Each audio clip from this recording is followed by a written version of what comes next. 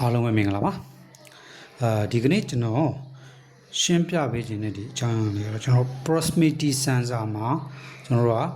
capacitive နဲ့ inductive ဆိုပြီးတော့နှစ်မျိုးရှိရပါတော့ဟုတ်ပဲဒီမှာဆိုရင်ကျွန်တော်ကဒီဘက်ကဒီအနက်ရောင်ကျိုးနေရတယ်ဒါဒီ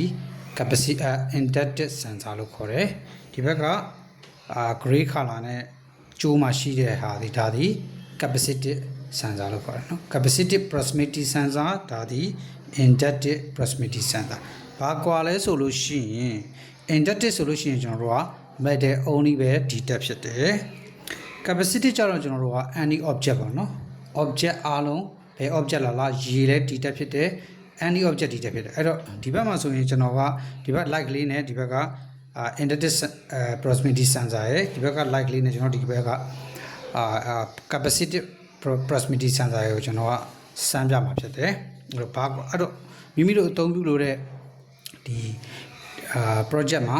လိုအပ်တဲ့ sensor ကိုရွေးချယ်ပြီးတော့အသုံးပြုဖို့လိုအပ်တယ်ဆိုတဲ့အကြောင်းပြောချင်တာပေါ့နော်အဲ့တော့ဒီဟာတွေအားလုံးဒီကျွန်တော်တို့က PNP sensor တွေပါပဲအဲ့တော့အခုဒီမှာဆိုလို့ရှိရင်ဒါဒီကျွန်တော်တို့က inductive sensor ဖြစ်တဲ့အကြောင်းကိုကျွန်တော်အခုဒီမှာလက်ဝါးနဲ့လုပ်လည်းမရဘူး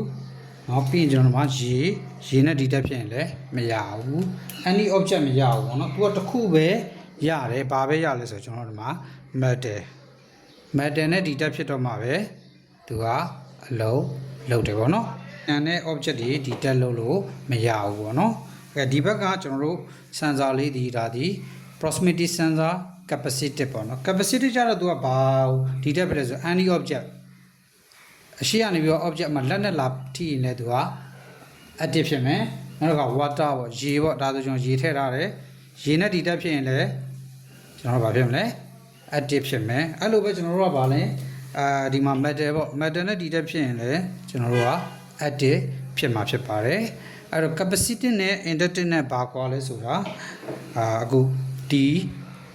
sensor နှစ်ခုကိုကြည့်ချင်းရမယ်သိတာပါအဲ့တော့မိမိတို့အသုံးပြုလို့တဲ့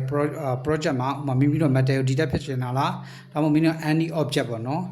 ဘယ် object ကိုပဲဖြစ်ဖြစ် detect ဖြစ်ရှင်တယ်ဆိုလို့ရှိရင်တော့ကျွန်တော်တို့က capacity sensor ကိုရွေးပြီးတော့ metal only ပဲ detect ဖြစ်ရှင်တယ်ဆိုရင်တော့ကျွန်တော်တို့က inductive sensor ကိုရွေးရမှာဖြစ်ပါတယ်ကျေးဇူးတင်ပါတယ်